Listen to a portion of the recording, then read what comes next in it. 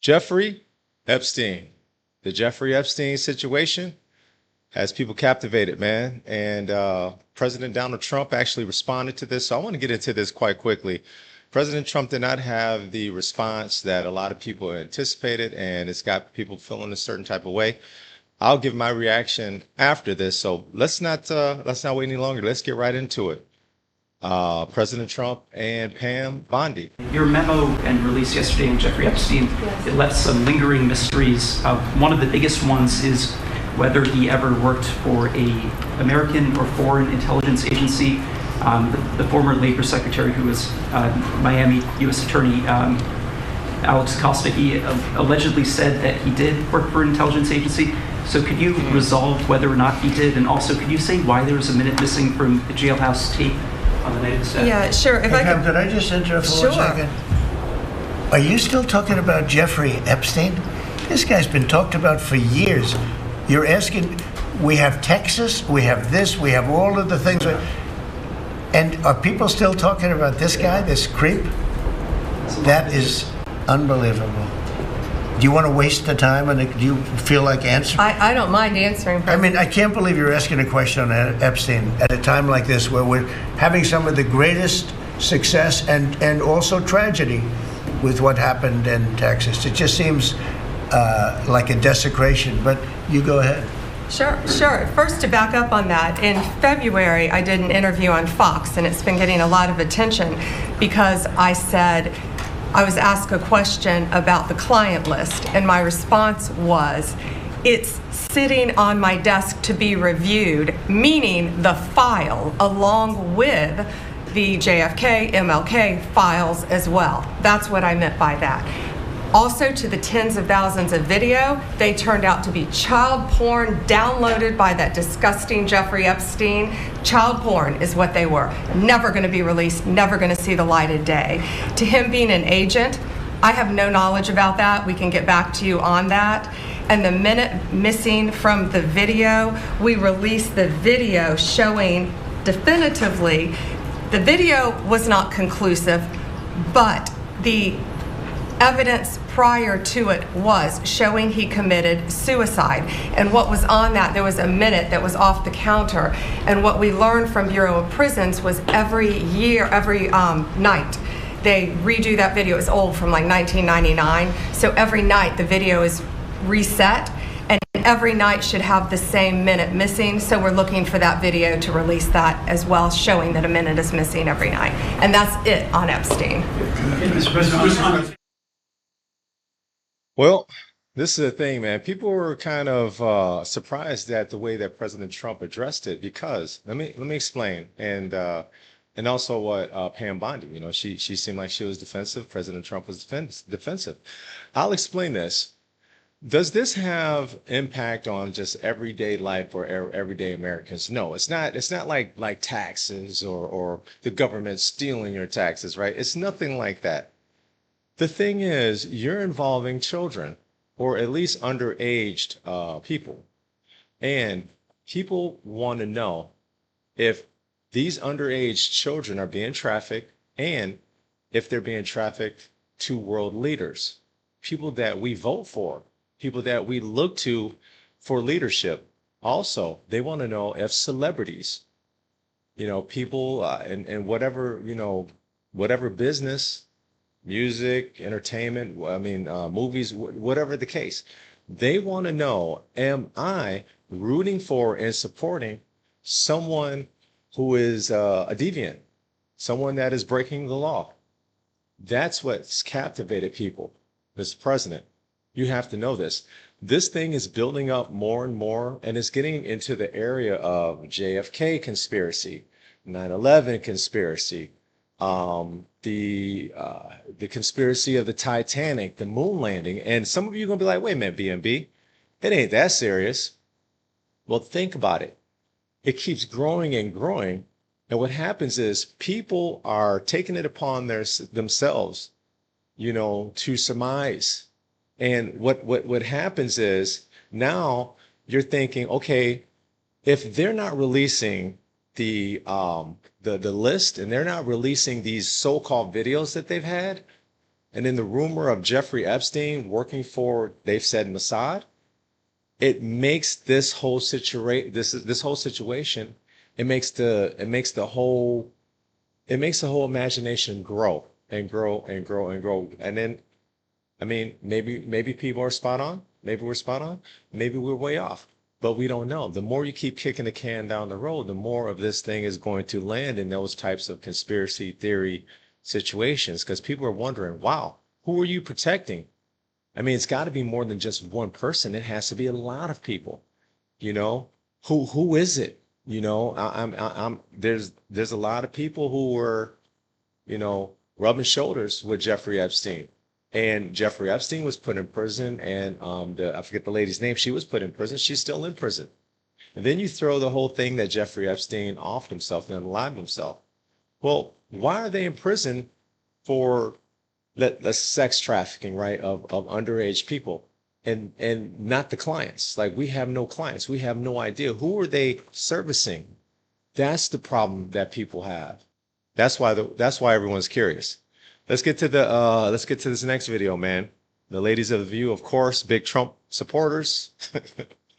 Of course, they're gonna have every opportunity. Anything Trump, anything that puts them maybe in a bad light in the opinion of people, they're gonna jump all over it. Ladies of the View. Some of MAGA's most faithful are feeling betrayed right now over a promise administration officials have been repeatedly making. Take a look. The DOJ may be releasing the list of Jeffrey Epstein's clients. Will that really happen?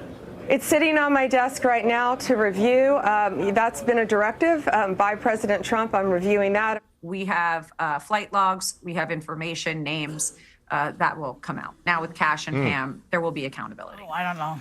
But the other day, yes, you know, because they said it was on her. She said. Real quick, they were really selling it hard. They were selling like, oh man, we got some serious information to disclose, and we've been waiting for years. Go ahead. Were on her desk. The other day, FBI and DOJ suddenly said, well, there is no client list. Damn. I agree There's with nothing you right sitting here. on anybody's desk. And this did not sit well with the folks at Fox News. Take a look. What happened to the Epstein client list that the Attorney General said she had on her desk? She was saying the entirety of all of the paperwork, all of the paper in relation to Jeffrey Epstein's crimes. That's what the Attorney General was referring to, and I'll let her speak for that. They promised an exhaustive review. That's what they did. For any further details, I would refer you to the Department of Justice. You know, if you're gonna eat this up. So conspiracy theories are. You already know these ladies gonna eat this up, man. They're gonna eat this up, but let's go ahead and we need to get the opinions of both sides, right? Because like I said, man, when it comes to this particular topic, people, man, they get emotional. You're talking about underage people. Let's take a look. In overdrive right now. They're saying it's a cover-up. So is this just blowing people's minds? Is it eroding their trust in the government? Or do you think people are just like, yeah, whatever. I gotta find some way to feed my family. No. What's interesting about this case to me, first of all, there is no list, according to Julie K. Brown of the Miami Herald. She wrote the book on the Epstein saga. She says there is no list. Okay, so there is no list. What's interesting to me is that this is the kind of thing, what's bothering his MAGA crowd is not the tariffs, which are going to raise prices on their food and all. It's not the possibility that you're going to lose Medicaid, so you're going to all have to take care of your mothers and fathers who have dementia or whatever's bothering them. It's not the Epstein list. It's the fact that they were going to use this list against liberals. They were going to out Bill Clinton or whoever else is they think is on you and I. You and I, yes, we're on the list. We're on that list. Well, you're laughing. They're allegedly on the list. No. You're laughing. No, that's the but truth. we were placed on that list. Allegedly. The internet is convinced. He ran. See, I disagree with that. I don't think that this is just, oh, well, we just want to find guilty Democrats. You're wrong. And of course, you you're using this situation to politicize it, right? To make it seem like this is just people that are conservatives that want this. No, I think both liberals and conservative want to know who are these people, these disgusting people. These things you guys have been reporting that what Jeffrey Epstein does, right? And what he's actually, went to prison for and stuff like that. He has a history of messing with underage people. I don't think people care if what you're voting. See, that's where you guys have it wrong. You're wrong. We don't care if you're Democrat or Republican or Independent. We want all the people that's doing wrong to go to prison. This we can come together on as a country. Like, no. Stop with that, Joy. You're trying to use this to make it seem like all Republicans, all they worried about is this. No, we're worried about justice. I believe Democrats are worried about justice. I'm talking about the constituents. I'm not talking about the party leaders. Democrats, by and large, Republicans by and large, Independents by and large. So stop the cap. And on no wars, and then they got into a thing with Iran. I mean, so this is the problem. That I was wondering, what is his Waterloo? What is it going to turn it around for him? Yeah. And ironically, it's going to be something like this. Yeah, but the crazy thing about this case is I think the conspiracy is in the idea that there was a list or that there were famous names on it. Yeah. But something is still not right about this case. And I mean, there are some major, tend to look at what I'm told and then look at the evidence I'm given and then decide. I don't go around trying to find new paths to there, but this man received a 2008 deal that actually violated federal victims' rights laws. The people making the deal are lawyers. They know the laws. Somehow he got this deal. You have the video from the hallway outside his cell missing a minute. You have guards that admitted to falsifying records. You have him taken off suicide watch when he attempted it the week before, and you have them removing his cellmate the night before, which violated the jail's procedures. That to me is enough evidence for me to say something's not right here. Yes, but it's not enough evidence to say. I agree. Too many coincidences. It's not enough evidence to say, and these people had something to do with it. That's the point, because there's no question that Jeffrey Epstein is a very evil man, and he was surrounded by very evil enablers who victimized women. The only heroes in this scenario are the victims who came forward and the journalists who pursued their stories. But it's what happens with conspiracy is that sometimes you look for things that affirm your own worst instincts. There are very bad people who will never get justice who are associated with them, but in all likelihood, it's probably not your favorite liberal to bash. It's probably not the random person on TV that you like to argue with. And it's not Joy and Whoopi on the list? It's not Joy and Whoopi. I was going to say, unfortunately. Fortunately, it's not Joy and Whoopi. And the thing that stands out to me is this, is when some of the people who are now in power in government were on the outside, they built big stature and big followings by swearing they were going to get to the bottom of this. But having been in the inside of government before and having people like Kash, Patel and Pam Bondi and others, I was on the inside of government. I was a lot more partisan before I was on the inside, and you suddenly see facts that aren't black and white. They're not blue and red. They're not Democratic and Republican. They're often just ugly, dirty, and things that oftentimes you can't even make public because of the dangers associated with it. How come you could figure that out and they can't? We'll see where this goes. It's early in the term. But it makes me think of the quote from Batman where it's like, you either die the hero or in this case, live long enough to become the deep state. Because now the people who called us all deep state are being accused of it themselves. Yeah, I don't like to traffic in conspiracy theories. I agree, Sarah. I think that something just seems amiss, right? But to your initial question, will this erode the trust, society's trust in the U.S. government? I think that trust is gone already. That ship, quite frankly, I think that ship has sailed. And you have people like Pam Bondi for a long time. The Attorney General of the United States. I've worked for the Attorney General. I worked under Janet Reno, the Attorney General. Someone that you could trust, someone that had the highest ethics and moral code. And all of a sudden you have this woman saying the list. She said the list was on my desk. Yes. She didn't say the file. She said the list. And if I can't take the Attorney General at her word, I can't take the president at his word because he's lied over 30-something thousand times. Can't take him at his word. Kash Patel was on Joe Rogan being interviewed, and when Joe Rogan asked about the list, he said, "Oh, that's not my lane." Dude, you're the head of the FBI. It's perfectly within your lane. You're driving the car. So I think it's terrible that you cannot trust the government. Can I ask you something? So she says I have the list long on my time. desk. On my desk. She knows she doesn't have the list because there is no list. What is her motivation for saying that? All hail the king. Well, and by the way, for Trump. And by the way, we didn't to curry favor with the king. All hail the king. We didn't cover this at the time, but several months ago, the Department. You know what's funny about that? This has been a cover-up for a long time. And I want to get into what they were talking about earlier about the possibility of Jeffrey Epstein being Mossad, their CIA version of Israel. So we'll get to that. Candace Owen actually covers that.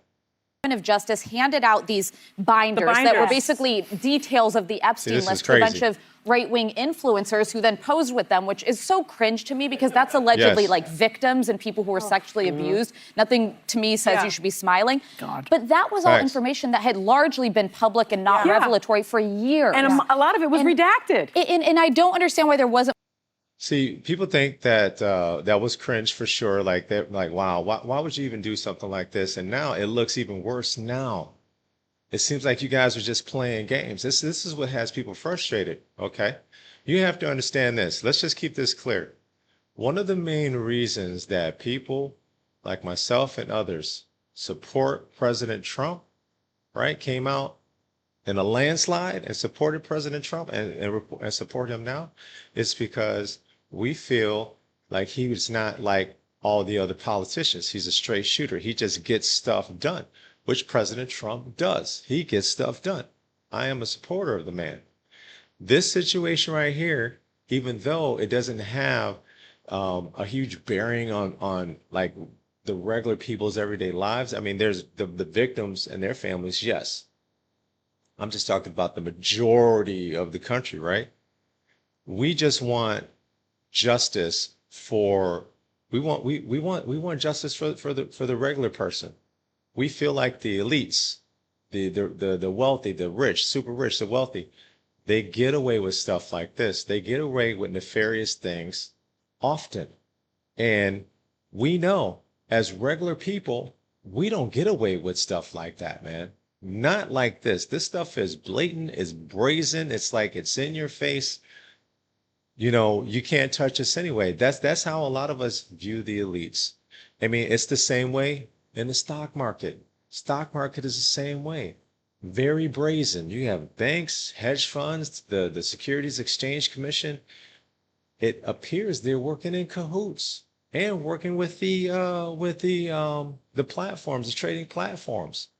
I won't get too involved in that, but when you're an investor and you see the malfeasance in the stock market and you see the same thing is going on with powerful people and this whole Jeffrey Epstein, we can't help but connect it all. Like, wow, you guys get away with everything, it appears. More of a backlash then that you were simply being lied to by handling that. I would like to get to the bottom of this. I agree with Sarah. There's a lot of questions that don't make sense, but it's not your favorite liberal hoax. They're using victims as theater, and it's despicable and it's dishonorable. Look, this is not this is not new. I don't agree with her much, but I agree with her there.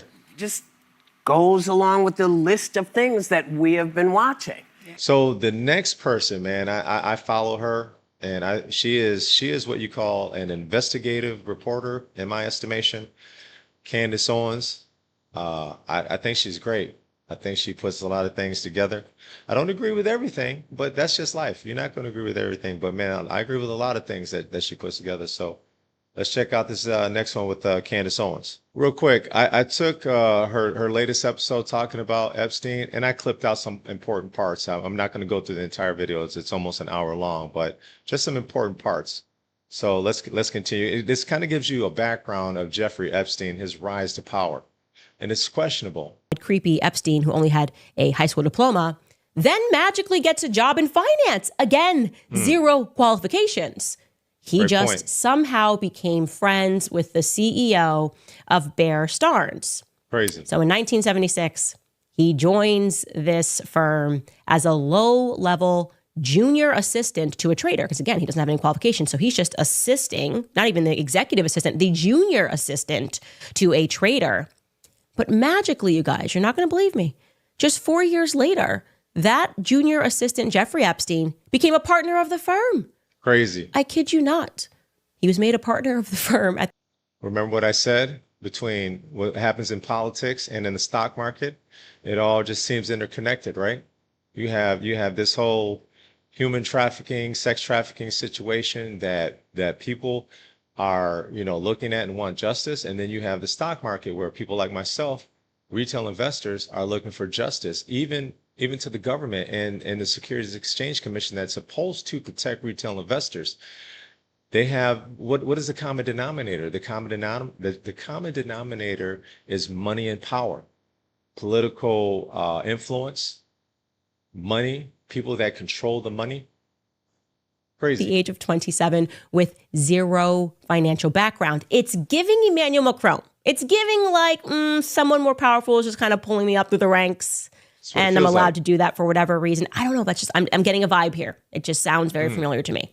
Anyways, just 1 year later, he actually had to leave that firm, even though he just made partner, because he was found guilty of an SEC violation. So partook in a little bit of fraud, very quickly had to resign. But it's all good because then he just started his own consulting firm. Because obviously he's super qualified to do that, to start consulting for billionaires and governments. Did you hear that? She said the SEC found that he was doing some fraudulent things. Securities Exchange Commission. He does no jail time for that. Because that's what he did. He establishes like Epstein and Co. at the age of 28, and he begins consulting for governments and extremely wealthy clients. Some of those clients, by the way, who have embezzled funds from people.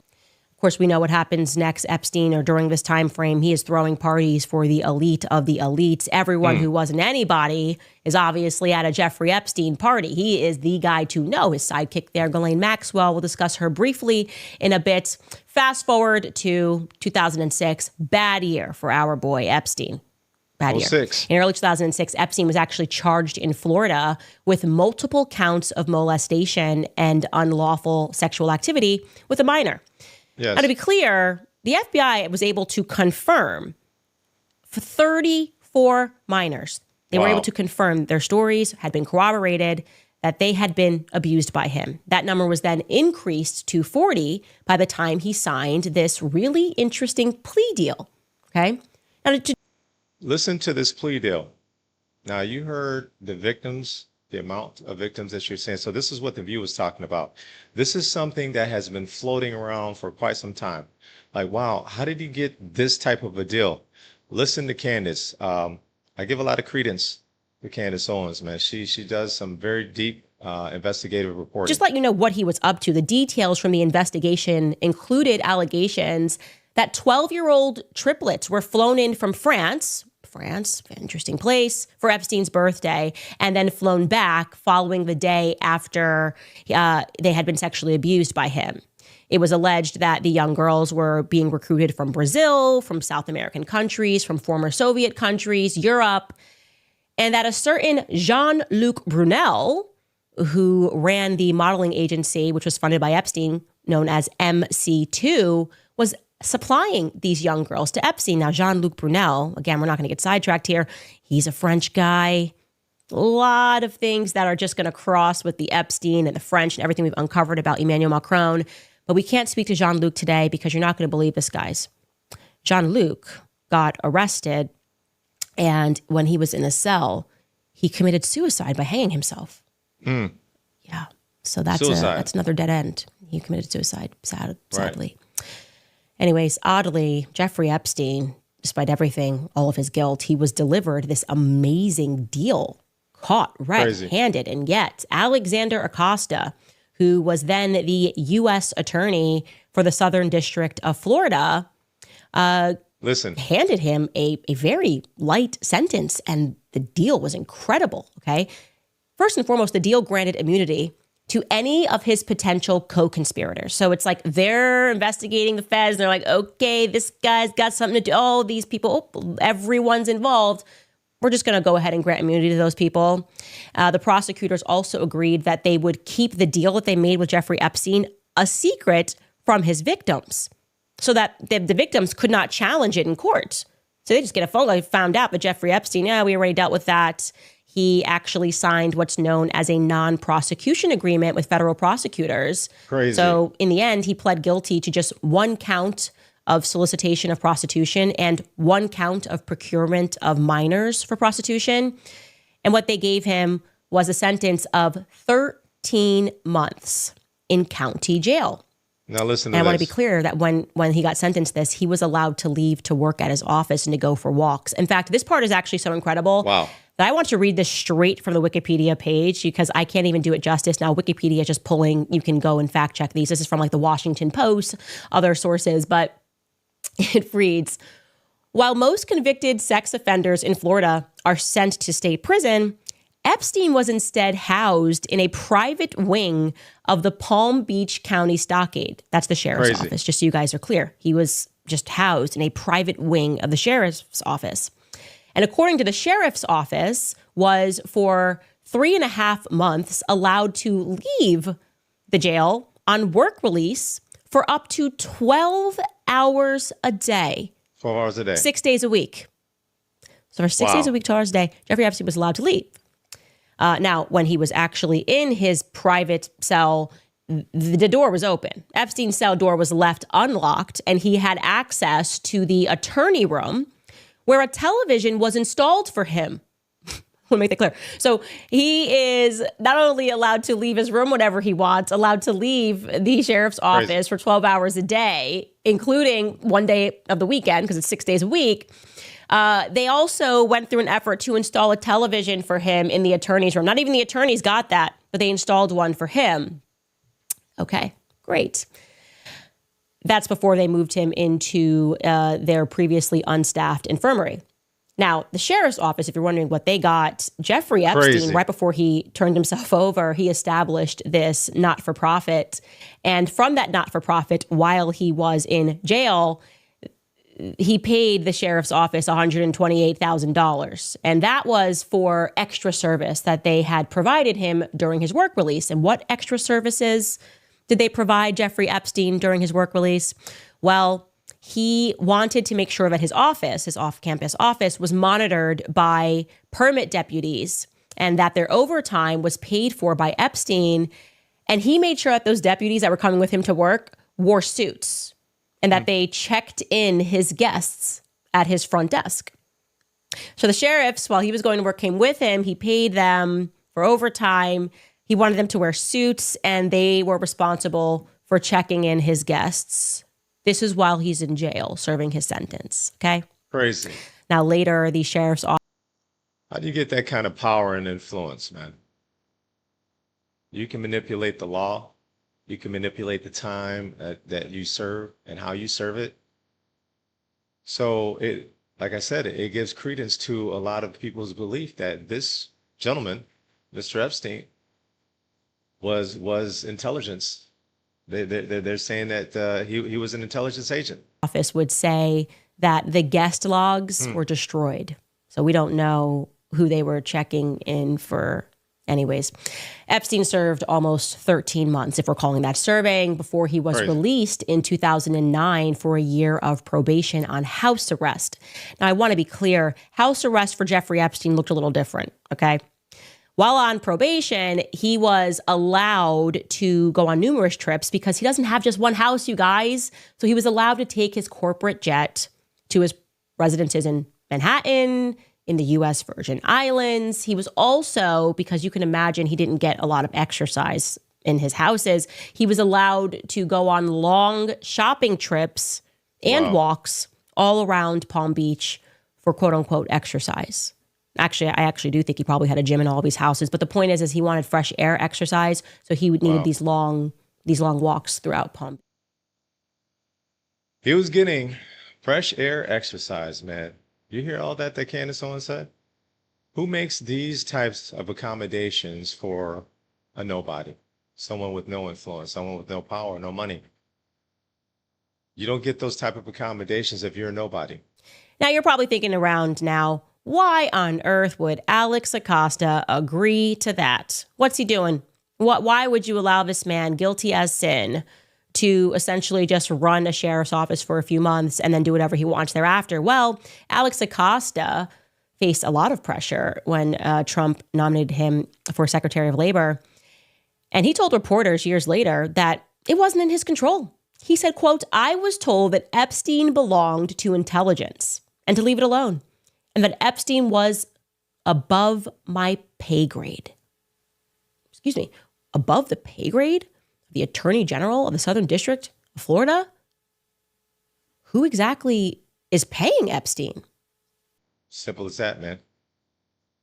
But I want to take a look at this video of Megyn Kelly. She says something very interesting at the beginning of this clip. So let's get to it. Jeffrey Epstein's brother, Mark, hired Dr. Bodden, who is world renowned for his skills as a forensic pathologist, who conducted an autopsy on Jeffrey Epstein and came out of the autopsy saying this was a murder. He has a bone that was fractured in the front of his throat that gets, basically, it gets broken typically when you've been strangled, not, I guess, when you hang yourself. And there were other indications by Dr. Bodden that led him to say this was not a suicide. This doesn't look like a suicide. So, wow. And there were other questions too that Jeffrey Epstein's brother has been raising. So it's like, it's more than just right-wing nuts, as like some in the press would have you believe, Tom, who are saying, wait. And on top of all that, you've got the Bondi statements over and over. The one saying, she didn't say the file's on my desk. She was asked specifically about the client list, and she said, it's on my desk right now. Then a week later, she promised Jesse Waters she was about to dump some sort of information dump that we were all going to be really interested in. The next day was the influencer debacle at the White House, where for some reason she invited some of the president's most loyal supporters and tried to humiliate them by giving them Epstein file marked binders, which had nothing new in them. It was all publicly released information that had already been out there. Then she acted indignant. She didn't know it was the sleazy FBI who had withheld the real documents from her. She was going to get to the bottom of it. Then she said a further release would come. One did not come. Then she was caught on tape saying there are tens of thousands of kiddie porn or child pornography material that we found, which again is like a third issue over here. And next thing we know, there's no there. And by the way, on top of all that, that same week between Feb 21 and Feb 26, when Pam Bondi made those two statements, client list is on my desk and more information is going to drop tomorrow. You had Alina Habba, who was then working for the president. She's officially counselor to the president. She had been his private attorney in that New York ridiculous case against his business. And she would go to work for Pam Bondi 3 weeks later, saying this to Piers Morgan. But in this case, in Epstein's case, it is incredibly disturbing. We have flight logs, we have information, names that will come out. Is it going to be shocking? Names. I don't see how it's not shocking that there were so many individuals that were hidden and kept secret and not been held accountable. Let's talk about the reverse. I believe in accountability. So you have to now go through your process. Now, I won't say they're guilty until they go through their time in court. But again, now it's time for accountability. We have seen for so many years, Pierce, in this country, many investigations, subpoenas, testimonies in Congress, et cetera, et cetera. But there's a general frustration with accountability. We take it halfway, we don't take it home. And I really believe that now with Kash and Pam, there will be accountability. Okay, Tom, what's she talking about? Names? Accountability. They're going to have their day in court. I don't want to declare them guilty before they have their day. That's pretty specific. See, there's a couple things there. So the main point of that video was the brother of Jeffrey Epstein had an autopsy done on his brother, and it showed that Jeffrey Epstein was murdered. That's what it shows. This is what Megyn Kelly is saying. So now it's like, okay, you guys are pushing you're pushing the he unalived himself narrative. This gentleman who does this for a living did the autopsy, and he says otherwise. He says this man, his life was taken from him. He didn't take his own life. And then the lawyer of Trump, she laid down the gauntlet. She basically said, look, there is going to be some people who are going to have their day in court, and they're going to have to answer for some things that we see is a crime. Okay, what are you seeing? What exactly are you seeing? We have been led to believe like there's this treasure trove of crime of Jeffrey Epstein. Huge, huge, huge. And we're going to get to the bottom of it, and we're going to make some people have to answer for these crimes. And now you say, well, there's no list, there's no this, there's no that, and he unalived himself. Who are they protecting? I don't believe it's just one person. It has to be a huge group of people. And once again, we're just left to come up with our own estimations on who's on those lists, who did what, who do they have video on? Crazy.